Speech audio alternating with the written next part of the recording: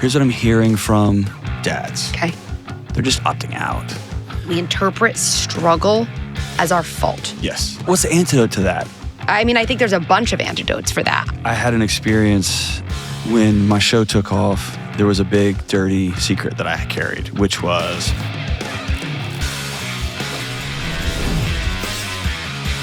What's up? What's up? This is John with the Dr. John Delony Show. And this is the episode that I've gotten the most requests for from the people of the internet. That's you, the folks who listen to our show, the folks who are always checking us out on YouTube or on the social screens or wherever people happen to consume this show. This is the episode people have been asking me for. I recently flew to New York City and sat down with my new friend, Dr. Becky Kennedy of Good Inside. What many believe is she's the parenting expert on the planet right now. And she has an incredible, vibrant community. And we sat down to talk parenting, how to be married with kids, everything. She is one of the leading voices with parenting today. I'm so excited. We had a great time hanging out. And I can't wait for you to hear my conversation with the great and powerful Dr. Becky Kennedy. Check it out. Well, dude, thanks for inviting me into your studio. This is awesome. I'm so happy to be talking in New York. with you. This is the coolest, man. Yeah. Okay, so when I started doing this, I never would have thought that on the Instagrams, on the internet, that more people would send me back and forth your stuff. And so as I got into it early, I thought I was the smartest guy in the room and you have changed my parenting and my approach to being married probably more than anybody else. You and Esther Perel, probably the two people who have impacted me the most. So thank you for doing that, for showing me it's kind of like flying on an airplane and then you think, I could probably drive this, right? When it comes to like how to be a good partner, how to have kids, all that stuff. So I'm imagining we'll get through one or two of these questions that I have. I've got tons of these things. And as I'll tell my audience, like this is a thinly veiled, I need your help. That's what we're asking here. So I want to start here.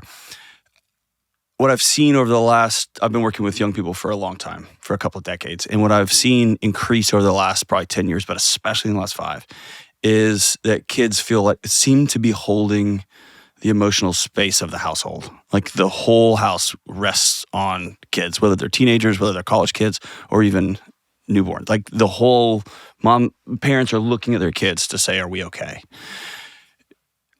In my guts, that doesn't feel right. That feels too much, so that a kid can't carry that. Am I out to lunch here? I do not think you're out to lunch here. Right. And you know, I have a little more to say. And you're definitely not out to lunch. We'll start there. It's always a good starting point. I mean, I think what you're also pointing to is something's happened in terms of like an overcorrection where, I don't know, when we were being raised or even generations before, it was like parents in charge. I don't really care about how you're feeling. Go to your room, pull up your bootstraps. Let's move on.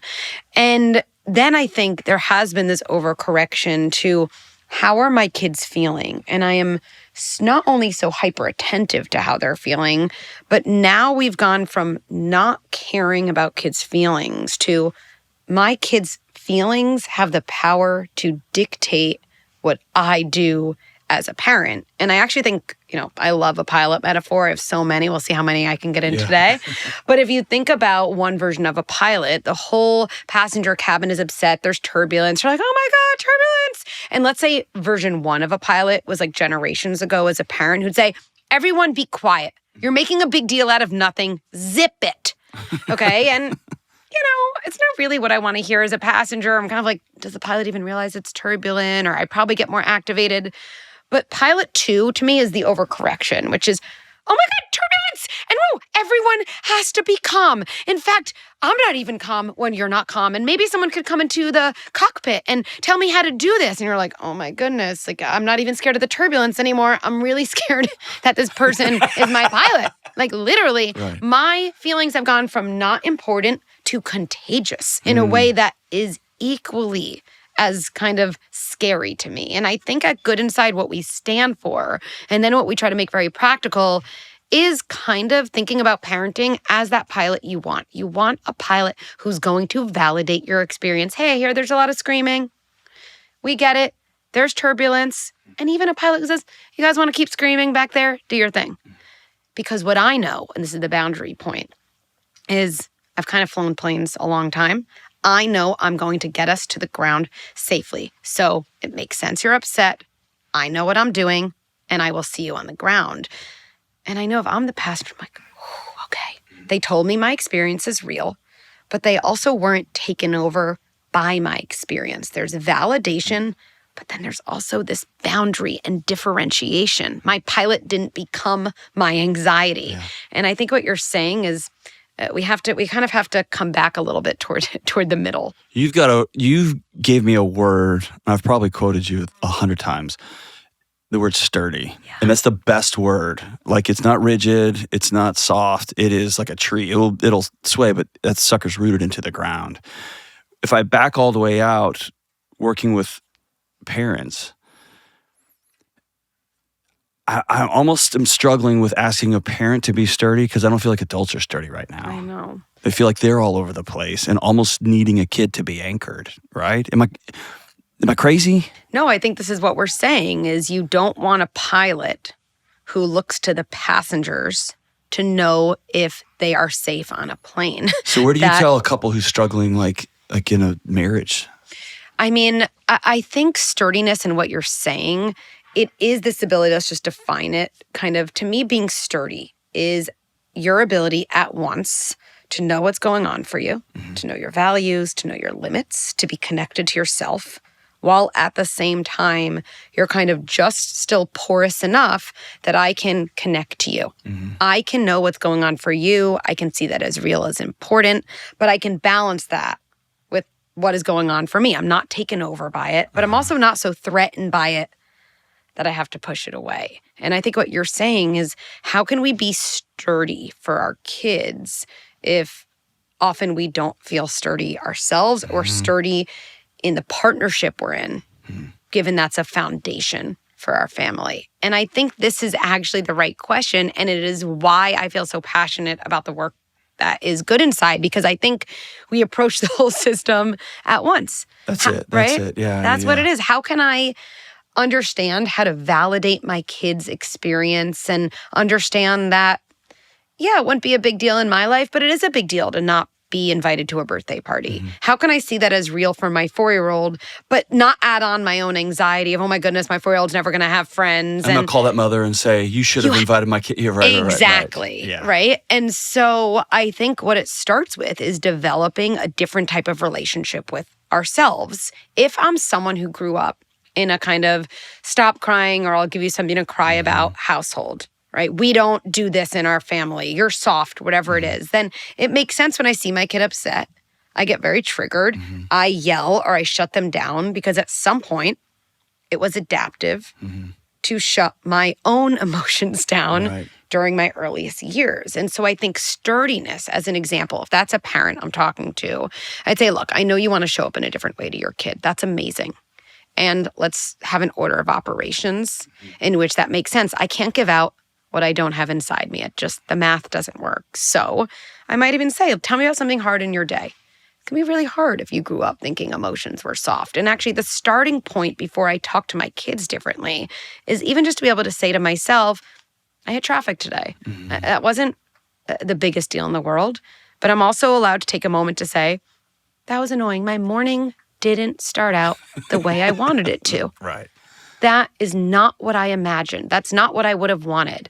Our ability to even just take a moment and say that to ourselves, that's going to make us better able to not be so thrown off by my kid's emotion because I'm building up the skill inside. I had an experience when my show took off. There was a big, dirty secret that I carried, which was I'm out here traveling the country talking to folks, but my daughter, she was 5 or 6, wouldn't hug her dad. And I couldn't figure it out. And at first it was like I'm a big guy, I could pick her up, and she would go rigid. And it was kind of a funny game, but also it wasn't funny. Yeah. And it wasn't until my wife said, is there any chance that her body's identified you as not safe? And I remember thinking, I said out loud, like, I don't yell, I don't hit anybody. And she goes, no, you're a great dad, but we all can feel the nuclear reactor here, right?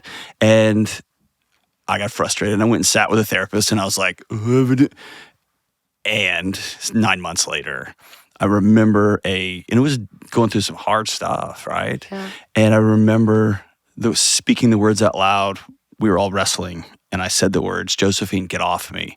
And I remember, I was like, no way, right? And now 3 or 4 years later, I'm a human jungle gym. She can't get off. Mm-hmm. But I realized the angst and the turmoil in my house was, you keep doing this, it's funny, because just maybe a month ago, I was sitting in front of that same therapist and I said, I just need what I know to be true to be here. Yeah. And she's like, that's a long journey. But what you're saying rings true with me, which is my kids can't not be anxious if I'm electric all the time, or if me and my partner aren't doing good. They don't have anything to anchor into. Yeah. And so, but I walk around blaming them for the tension in the house, and all they're doing is absorbing and putting back into what I'm putting in there. I feel like we have a culture that loops and loops on this idea of being happy. And then, which depending on what you Google, it's always spits out some kind of curve, right? The U-shaped happiness curve of your life. But there's this idea that having kids takes happiness from you. And now for the first time in history, people are just opting out completely. Mm-hmm. How do you balance, and you do the best at this, of telling the truth and also telling the truth. How do you navigate looking at somebody saying we're in a world, in a little sliver of history, you can choose whatever you want. And having kids isn't the funnest thing or the happiest thing all the time. But also on the back end, the research says the depth of joy is pretty profound. Yeah. And there's something worth, it's kind of like doing a workout, right? There's something worth going in there and being uncomfortable for an hour so that 30 years from now I can roll around with my grandkids, right? Yeah. How do you walk through that season with somebody talking, your happiness shouldn't dictate, right? It shouldn't dictate every minute of your day. And there's some things to sacrifice for. Yeah, I mean, I think you're asking so many questions here, like, and all the right ones. So number one is, what is the difference between kind of short-term convenience and... Gosh, that's the right word, convenient. It's convenience. I think that's what, I actually feel like that's a great humanity, word. Humans, we like convenience. It's hard to fight it. It's dopamine, it's ease, it's the thing that short-term, our body's like, yes, please, more of that. And so there have always been these moments, I think, in history where, society, we have more convenience in our life. Obviously, the car is one, the plane, the internet. Something has happened, I think, in the last number of years where I think we will always choose convenience over what is long-term good for us. It's hard, but I think we're seeing, even in whether people are deciding to have children or not, even how we interact with our kids, that we are prioritizing convenience in a way I think that we never have before, to the degree it makes us kind of worried at times, like, ooh, what is it going to be like in 20, 30 years, right? Obviously the world, right? We have a lot of inconvenient moments. And I think that is something around parenthood that we just have to talk more about. Having young kids is massively inconvenient. I think that's like the best definition. Like, I go to the grocery store, I'm just trying to get milk and some orange juice.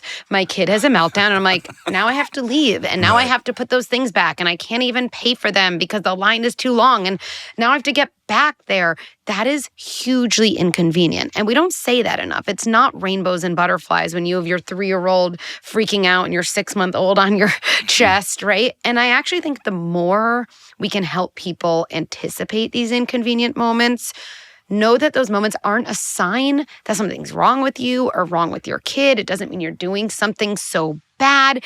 And when we can help a generation of adults build more coping skills for the inconvenient grocery store meltdown, for the inconvenient, no, you do it for me puzzle moment with your kid, for the inconvenient moment of, I thought I was going to have 10 minutes alone with my kid after work before they go to bed, and instead they're protesting and they're having a hard time.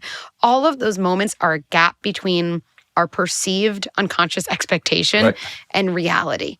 And I think speaking more honestly about parenting doesn't make parenting less desirable. It actually makes parents a lot more competent and a lot more equipped for all of the ups and downs that are just inherent in the journey. Well, that's what I love about what you guys do here at Good Inside is it's the same way when I talk to a husband or a dad who grew up getting beat up, getting thrown around, and finding himself not wanting to repeat that, but there's no other plan. Right. And if I can demoralize it, and I can take away this like you have character issues and just say, dude, you lack some skills, man.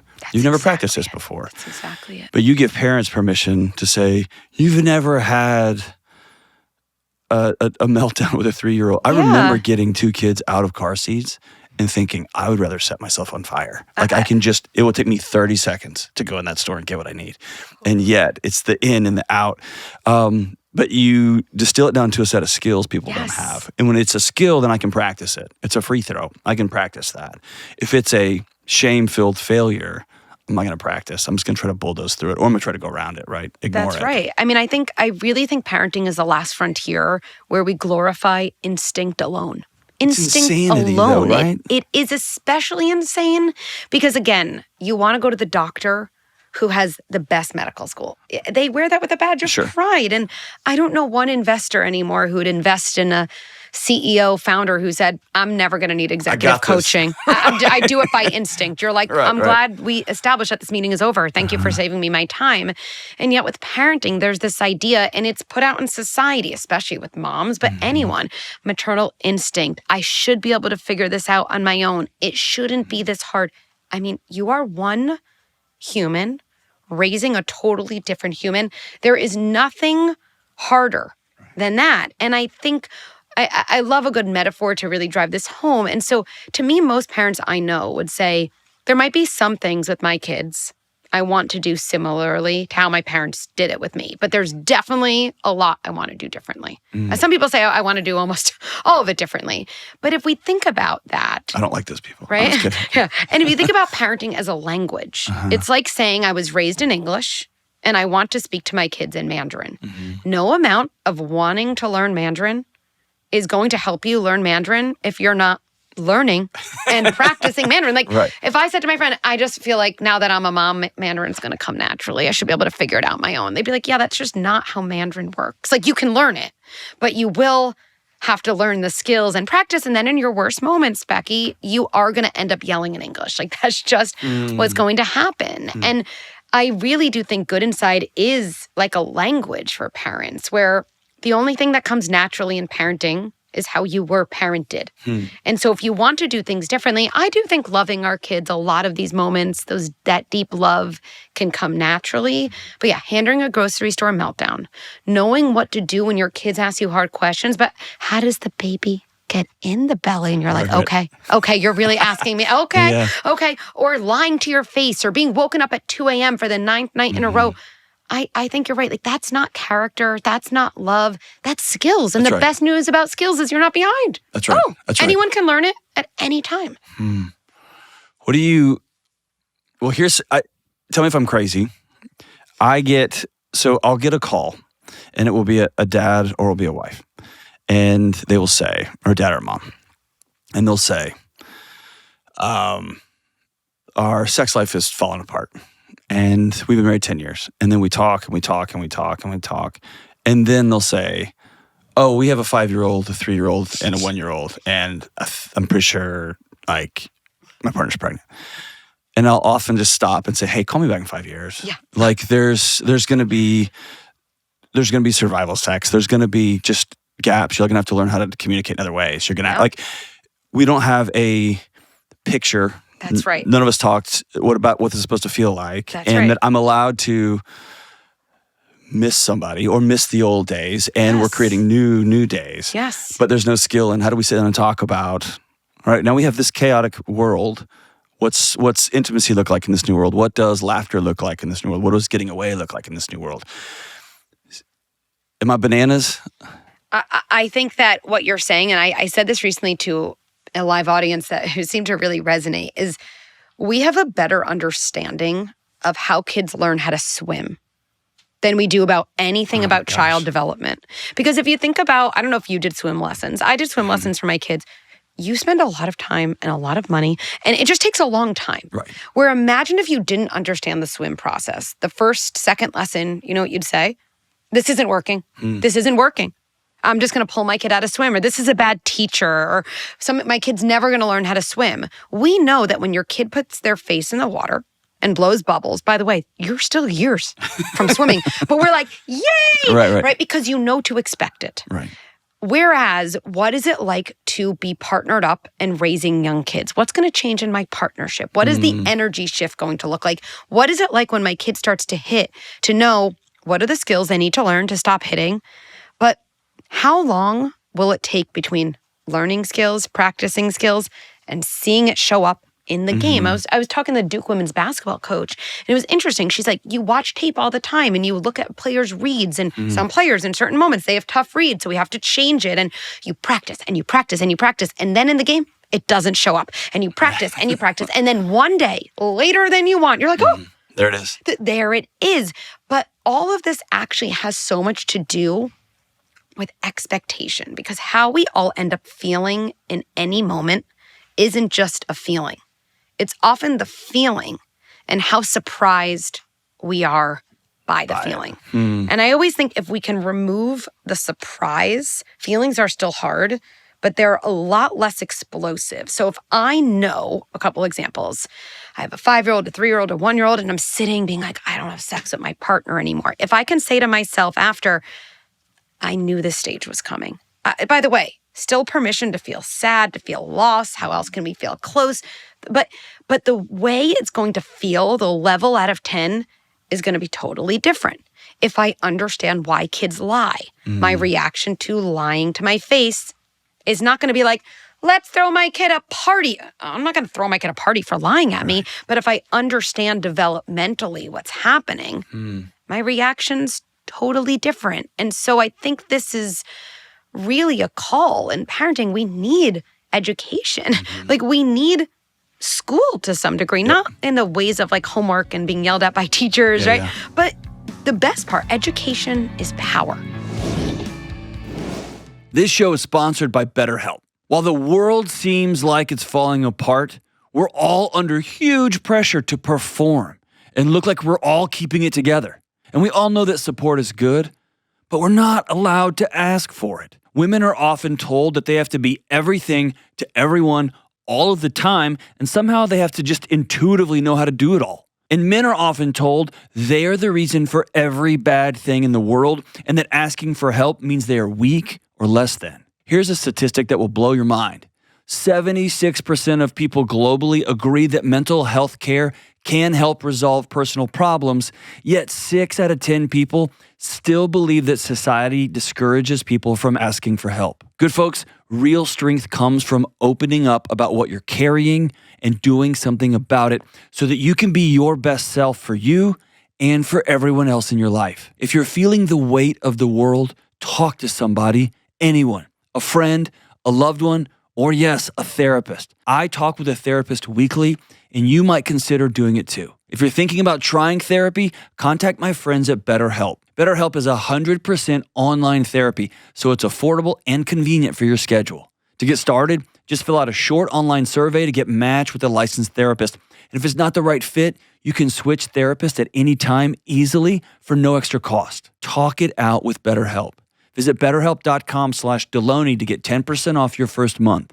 That's BetterHelp, HELP.com/Delony.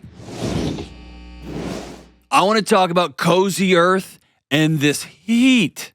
Listen, I grew up in Texas, so I know about heat. And the summers in Tennessee are no joke either.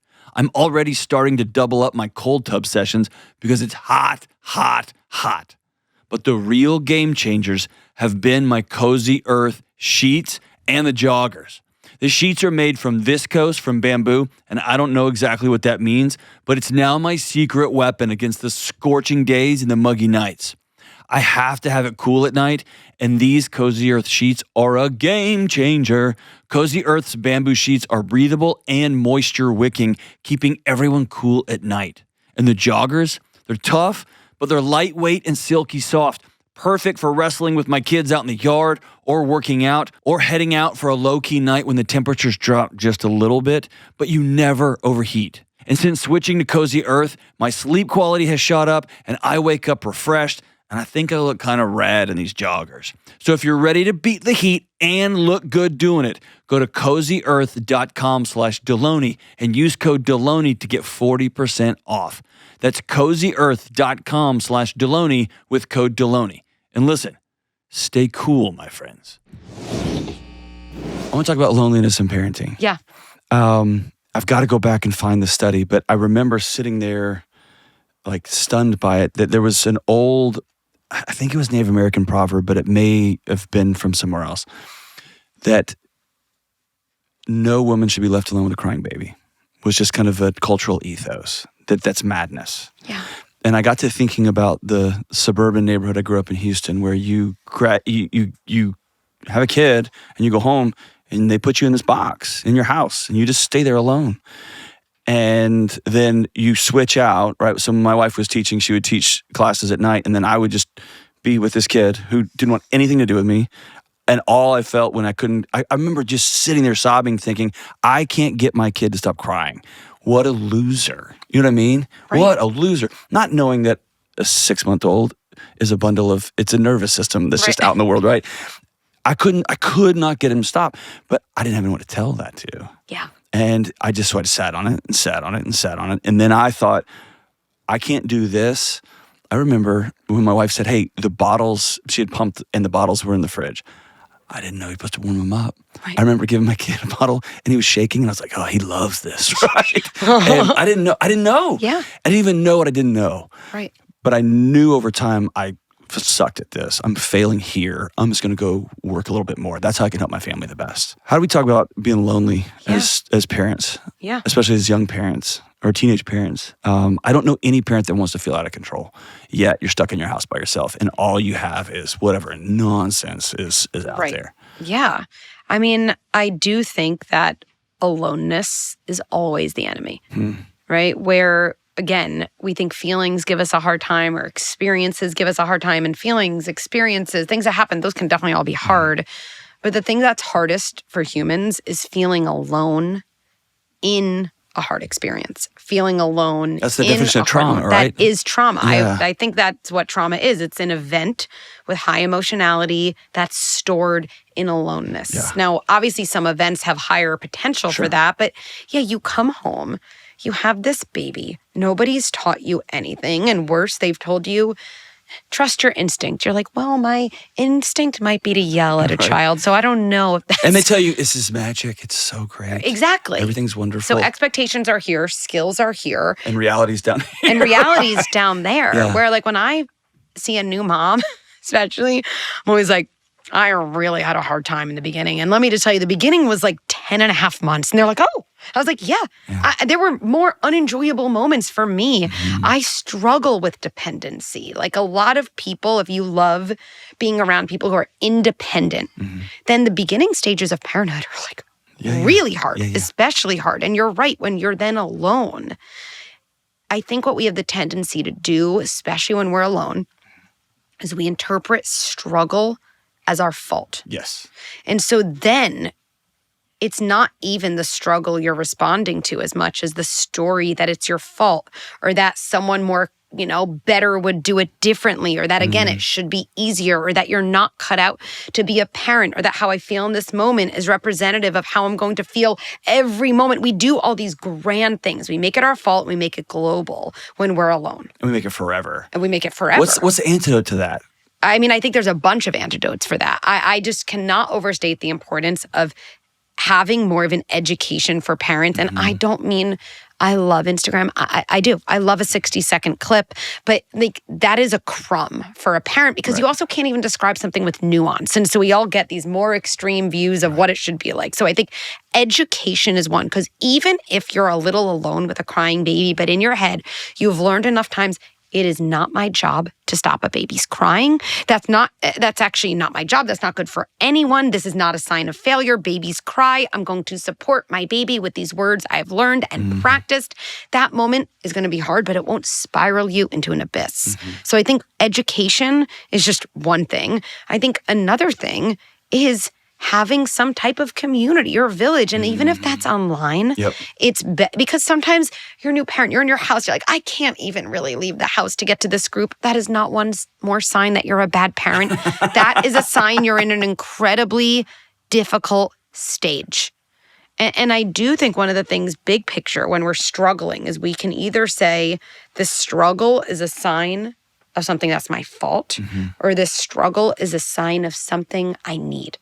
And when I need something, that's not some, again, signal that I'm weak. Knowing what you need is like a really important sign of strength. And so maybe I do need to log on somewhere and have a safe talk. Maybe there is a Zoom group. Maybe there is a friend I can text, hey, were the first couple months like both incredibly exhausting and mind-numbing to you at the same time? Most people who are honest are like, that's exactly what it was. Exhausting and difficult and mind-numbing all at the same moment. That I remember my wife saying she went and found 3. I have to go find them, but she went and almost ceremonially, but went and said like, hey, y'all are going to be my 3 ride or dies during this. I'm going to text you. It might be at 3 a.m. If you're up, and will you text me back? And it was just those, hey, this is happening. Huge. And getting 2 other moms who are like, exactly. So it's supposed to be like that. And then go, it still sucks, but okay. Good. That's right, because you're removing, if you picture it, you're removing aloneness. Yeah. And once I know I'm not alone, meaning once I know there's not something wrong with me for feeling this way, it becomes lighter. It doesn't become easy. There's no moment of like balloons and rainbows like when you remove aloneness, but the difference between hard and impossible is big. Gosh, that's so good. The difference between, say that one more time. The difference between hard and impossible is big. And I think a lot of moments in parenting— That's so huge. It's just they're hard. And that's what I think is so important for parents to know.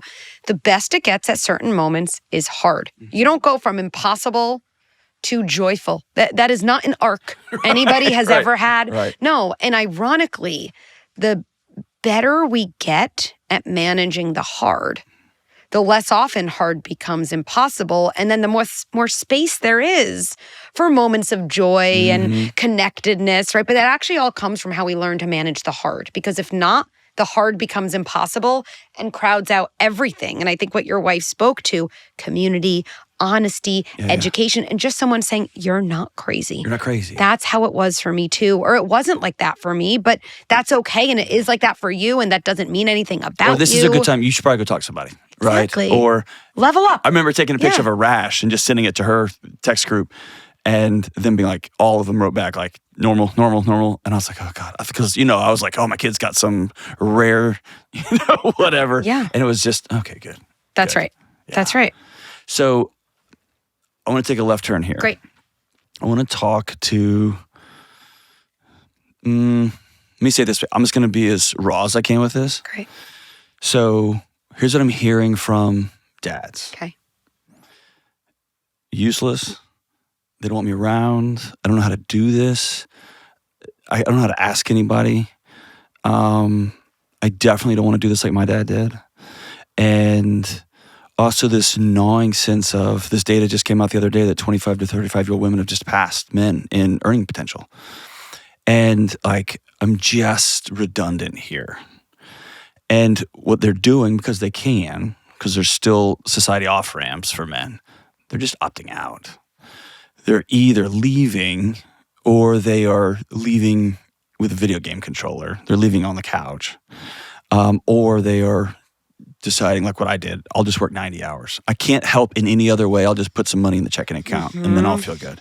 I mean, you're asking me this question at a really good time because I've been really obsessed with dads in the last kind of couple months and really thinking about dads. And I'm also seeing other dads who are leaning in a way that I haven't seen or read about in, generations. And so I guess my number one thing I want to say to that is just dads really matter. Okay. Dads really matter. And I think when we look at the world we all want to build, where people can be in healthy relationships, where you know that strength is actually so deeply connected to how you relate to what's going on inside you. So yes, being strong relates to how you're able to manage your feelings.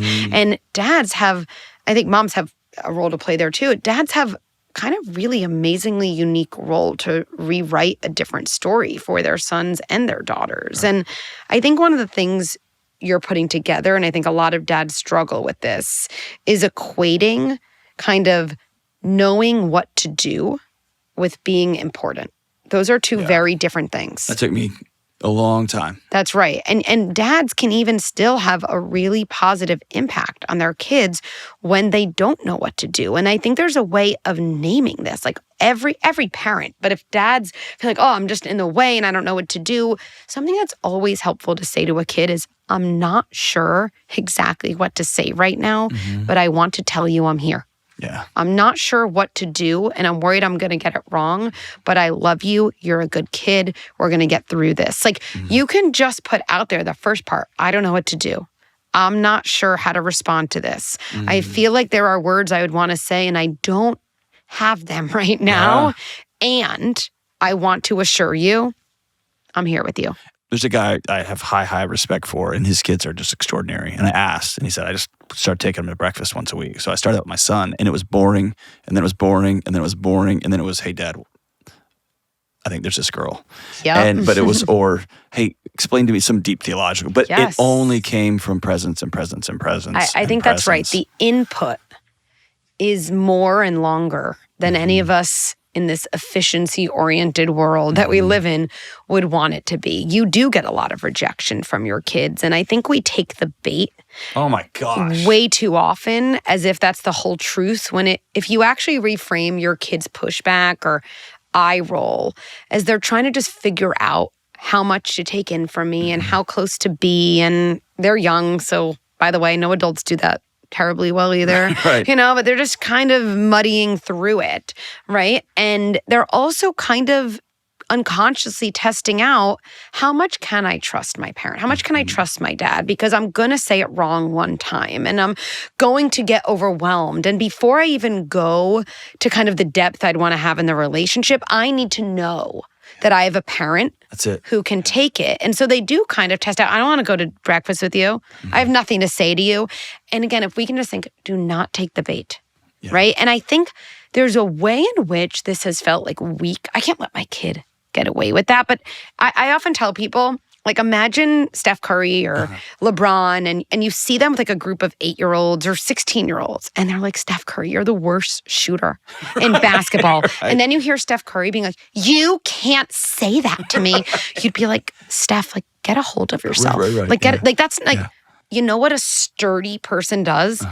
They don't respond because they know who they are, and they don't need a 16-year-old or an 8-year-old to prove it to themselves. They're secure enough that they can hear something about them that they know isn't true, and they don't need to prove their own truth in the relationship. So I tell especially dads, like, channel your inner LeBron. Like, you would not want to see LeBron saying, you don't want to go to breakfast with me? You're like, LeBron, dude, like, come on. You're like NBA All-Star. Just like, take a deep breath, relax, you know? Yeah. Okay, but the next step is, we're going. Yeah. It's almost like the Good Will Hunting scene. Like, we're having this. We're going to sit here. Yes. We don't have to say anything. That's right. I'm going to eat. That's right. So this is me like taking a Johnism, and you tell me if this is right or wrong. Okay. I'll often tell parents, and maybe I'm hitting the pendulum too hard, your 9-year-old doesn't get a vote in your emotional state. And that may be too far, but I want parents to practice. They don't get a vote, dude. They're 9. Yeah. Like, we as a society don't let them drive or buy cigarettes, right? Yeah. Because they're 9. Right. And so my 9-year-old can pop off all day long. I can sit down when the smoke is clear and talk about that's disrespectful. Yes. Or in our house, we have a values, like, this is who we are. And that way I can point back and say, we all agreed. Like, you're at the table. This is not how we talk to each other in this house. Yeah. But I'm not going to outsource my feelings to my 9-year-old or my 15-year-old. And it's hard. Yeah. Right? It's hard. Because then if we're not outsourcing it, the reason it's hard is we actually have to do it for ourselves. I've got to do it for myself.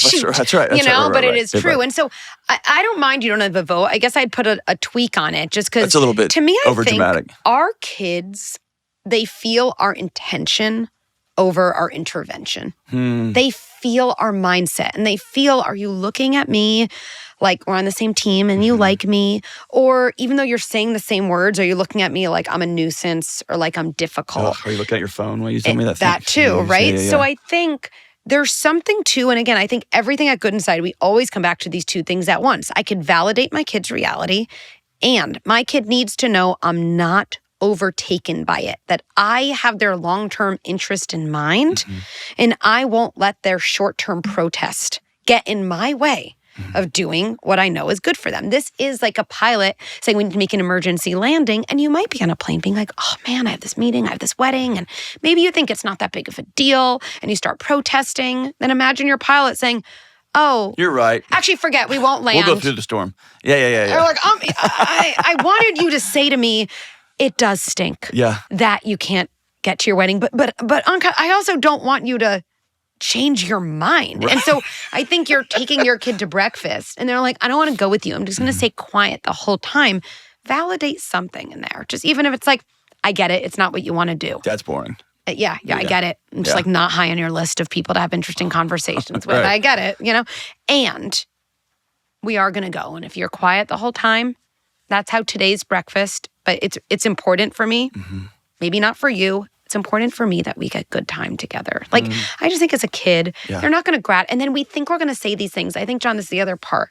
We say these things like, it's important for me to get time together. You can just sit there, Maybe that's how today's goes, but we're going to go out for pancakes, whatever it is. We think our kid's going to look at us after and be like, Dad, you crushed that moment. Thank you. No. Right. Or I set a boundary, oh no, there's no sleepover on a Wednesday. And I think my kid's going to say, that is reasonable. I do have a school tomorrow. Good call, Dad.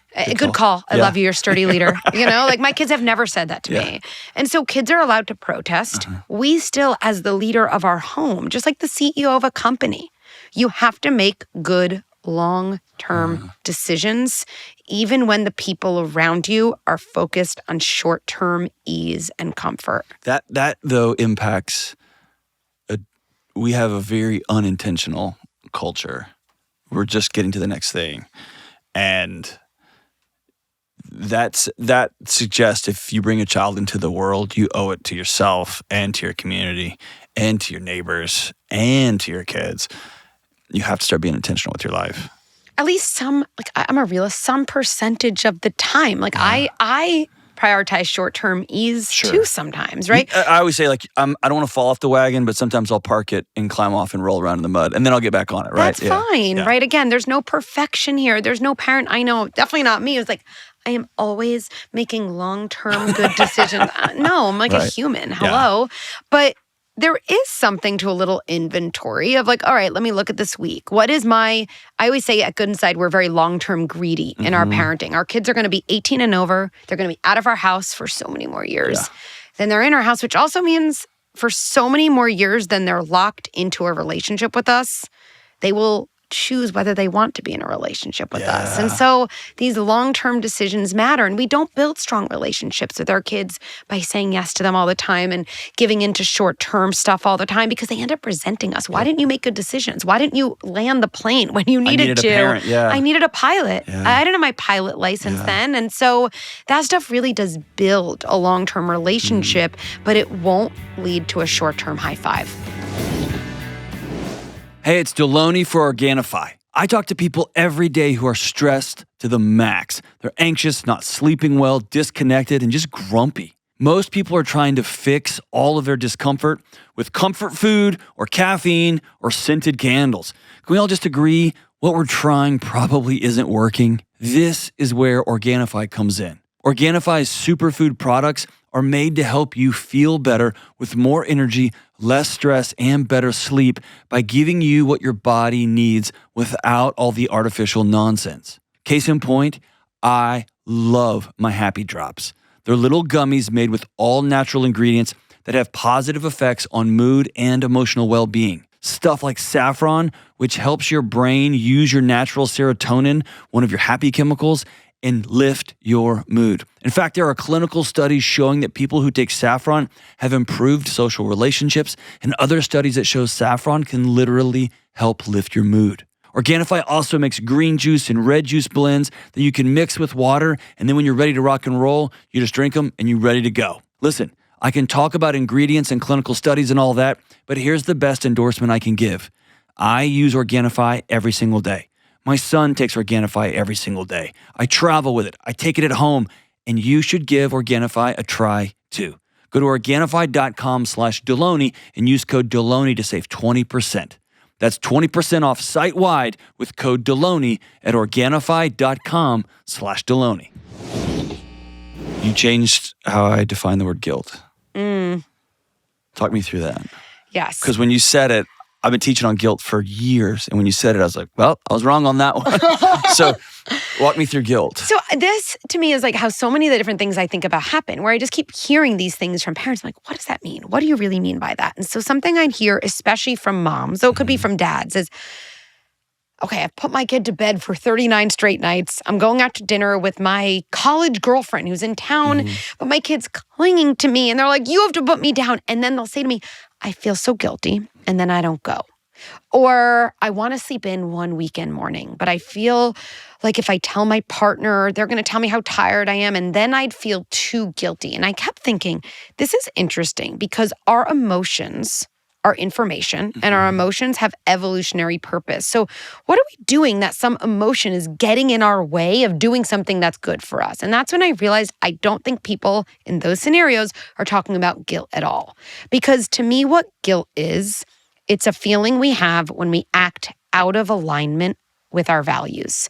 And again, then that's important because even if it's uncomfortable. It's an important feeling. Yeah, your body's like, I'm going to make you feel uncomfortable, not to send you into a spiral, but to get you to pause and ask yourself, well, why did I yell at the taxi driver? Why am I late to every meeting? If I can actually reflect on that because guilt helps me reflect, then I can change. Amazing. But then I kept thinking, but going out to dinner here and there with a friend, I know that woman. That's in alignment with her values. Okay. And right, whatever the other, sleeping in one weekend morning, like that person values rest. So what is this? And then what I realized is there's so many moments that we say, I feel guilty, that we're not talking about guilt. When we say I'm too guilty to have dinner with a friend once in a while, I'm too guilty to sleep in and let my partner take care of the kids one weekend morning, I think what we're actually speaking to is our tendency to notice other people's distress, my kids' distress that I'm leaving, my partner's, but it's going to be hard to take care of the kids alone. Two situations when there's distress. And I look at those feelings of distress and I'm kind of like, no, I'll take those from your body. I will put them into my body and I will call it guilt, but it's not really guilt. It's just my tendency to take on other people's emotions and process their emotions for them. And that, I have a Johnism, the tools you use to keep you safe as a kid will by and large destroy your adult relationships. 100, I mean, that's right. Where everything we struggle with in adulthood was an adaptation in childhood. I think that form of guilt, it does everybody, like you're saying, a big injustice because number one, we have to start with a place of true compassion and I would say further appreciation. Anybody who's listening is like, I do that. Maybe I'm not guilty. Maybe I'm just taking in other people's emotions. To start with, hold on.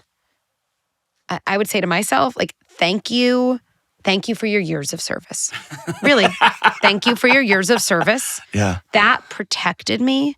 That was adaptive during all of my early years when I needed to figure out who I needed to be in my family of origin to get the most love and protection I could. And if taking care of other people's emotions was the way I did that, then like, boy, was I a crafty 8-year-old to figure that out. And like, can I click on something? Yeah. So, peacekeeping is one.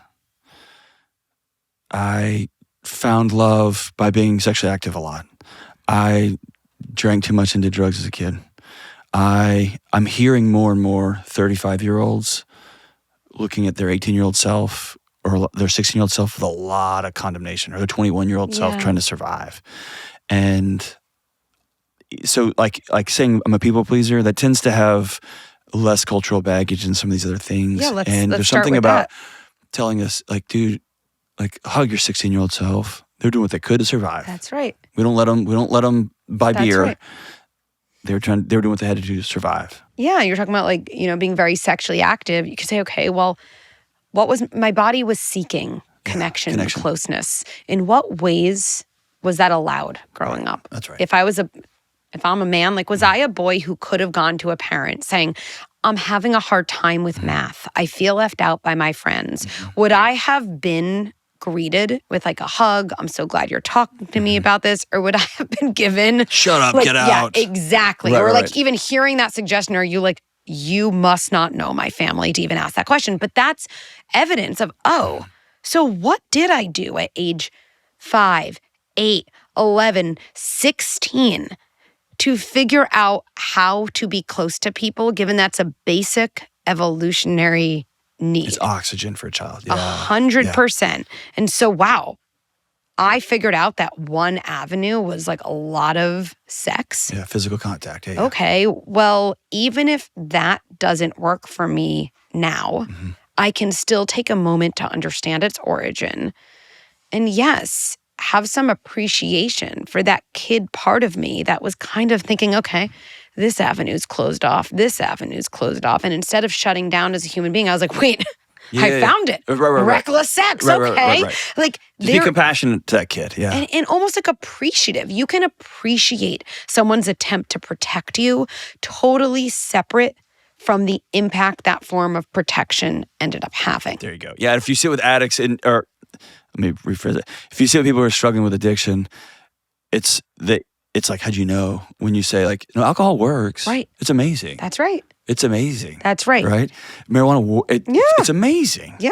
And over time, it may not be adaptive, right? That's exactly right. And there's an exhale. But there's something, I love that idea of being compassion and seeing where that behavior sounds so like I'm your dad, but like where that expression. There you go. Like as you're older, where's my body still trying to take care of me in those ways? And where is it now maladaptive? It's not It's not helpful. And I think this goes directly to kind of this next generation. I feel so passionately about raising, where if we teach kids that their acting out behavior is not a sign of who they are, but it's a sign of what they need.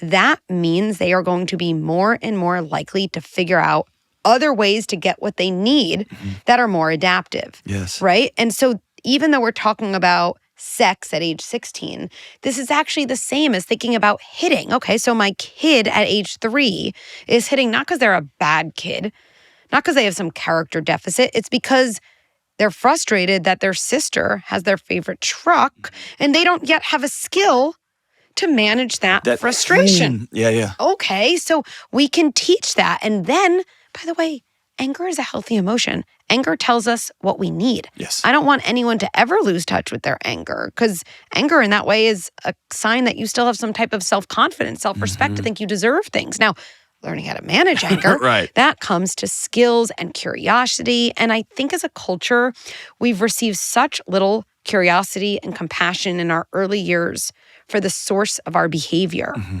that we almost think compassion is dangerous. Like someone's like, I'm going to be compassionate about this awful behavior. Like whatever you've tried, I promise you, shame locks you into bad behavior way more than compassion does. All day every long. time. Yeah. There's a great minister in our community that says, whatever you think your hate's doing, love will do better, I assure you. Right? And so you can hate this thing, or you can say, come sit down. Yeah. Exactly. How do you, on the flip side of that, if we can look at childhood behaviors as often a kid saying, I don't have the skill set here, or I'm expressing a need for something. Yeah. Was it like 65% of homes are single parent homes now? What do you say to the parent that's working 3 jobs and they see these behaviors in their kids? They know they're there, and they're between a rock and a hard place. Yes. I mean, the first thing I would say is probably no words at all. I just want to give that person a hug and say, holy moly, you are managing more than is humanly possible. Yeah. And again, the setup of childcare and of support for parenting is completely lacking. Yeah. Right. And I think that's also one of the reasons we see declining birth rates. People are like, I can't afford it. Yeah. Yeah. And I don't know about this setup anymore. You know, I'm starting to question it. The next thing I would say to that parent is, there are probably ways to think smaller. I think when we're struggling with our kids, we think really big, and it can get away from us in terms of, okay, it's hard for you to connect with your kid. And then parents are like, I'm going to take them to the amusement park on Saturday. And then I'm like in traffic and I'm spending so much money and I'm resentful. I'm going to be without my phone for 3 hours. I'd be like, look, with all due respect, you are rarely without your phone for 5 minutes. Let's just start with 5 minutes, right? And I'm not saying that because I don't believe in someone. I'm actually saying that because I do believe in someone. So let's just set ourselves up. So that single parent who's working 3 jobs, can you say to your kid today, I just want to tell you you're a good kid and I love you. I want to tell you I'm sorry for the moments I yell. That's a sign of my exhaustion, not a sign of anything about you. I just did an intervention in 10 seconds. I can kind of say, okay, did one small shift today, and then I could do another small shift tomorrow, and that's kind of as good as it gets. Dang. Can we do 3 minutes? Okay, cool. Yeah. All right, I want to run through some rapid fires here, okay? Yes. What do you tell the mother or father who doesn't want to play with their kids because it's boring? I would say number 1, it's okay. Can we say that out loud? Yes. No, it's okay that play feels boring. Okay. It feels boring for a couple of reasons. Our life is full of so much dopamine now and so much instant gratification where play is slow and without dopamine. So that's number 1. Number 2, a lot of people find play very hard with their kids because nobody played with them. And so if you realize, I'm doing something that generationally has never been done before, of course it's going to feel deeply uncomfortable. Set yourself up for something small. It's 2 minutes of Play-Doh. It's a 5-minute game. And then I think those increments probably over time feel less boring because, again, you've worked up for them. And we've had to get creative in our house. We have a wrestling mat that we roll out that especially, I thought my son liked this. My daughter loves it. But yeah. Okay. Finding things that can also, okay, awesome. Is my kid manipulating me? They're good at home or they're terrible at home, but they're good out there. So I know they can, so it must be. And I guess the meta question here is projecting adult ways of being and navigating social situations onto a child. Yeah, I don't think manipulating is a helpful framework for kids or adults. Okay. I actually think the single biggest thing we can change as a parent isn't a strategy, it isn't a script, it's our mindset. As soon as you think about your kid as manipulating you, you're in enemy territory with each other. And then we're going to intervene like they're our enemy, which means they're going to get defensive, they're going to feel disconnected, power struggle, screaming, etc. I would say the same thing as an adult. As soon as you think my friend is manipulating me, enemy territory. It's actually just not useful. Whether or not it's true is irrelevant. I think instead you can say, what would make my kid behave one way at school and another at home? What would make me behave one way at work and then give it to my husband? Is it because I'm manipulating him? I think someone there would say, oh, probably not. Maybe you're exhausted. Maybe he's actually your safe person. Maybe he has to establish what is okay and what's not okay while still not kind of demonizing you. And I think that's what I would shift about Is it true that kids, by and large, do what works contextually? You know what? I don't think it's even that intentional where I was wrong on that one. I just think our kids are trying to figure out how to kind of operate in the world and how to build skills. And they usually see us as like the safest container, which doesn't make bad behavior okay, but it does mean it's a clue. Contextually, exactly, into what's going on. And if we see it that way, we can almost oddly become like almost weirdly excited when our kids have a hard moment, because if you're oriented by impact instead of just by short-term ease, then you know when your kid lies to you or when your kid says, I'm not going to bed, that you actually have an opportunity to build skills for anxiety, to build skills for shame. These are things that are going to happen. Over and over. And so you see these hard moments not as a sign your kid is manipulating you, but actually as kind of like a high impact opportunity. Like a pathway back to him. Dude, I love that. Okay, last one. Okay. What's the... Oh man, we could have talked about kids and technology. We'll have to do a whole nother show on that. 2 more real quick. Sleepovers, yay or nay? I'm not, I think it depends on the kid and depends on the family. Okay. So I'm not yay or nay as like a rigid rule. I think it's great in general for kids to have opportunities, to have risk, to be uncomfortable, to consolidate skills away from you. That's the only time kids do consolidate skills. Whether that happens in a sleepover or it happens in another type of environment is really based on the family and what feels right to them. Oh, that's okay. Great answer. Last one. Where are you most misunderstood? I think that we get kind of lumped into snowflake parenting, soft, quote, gentle.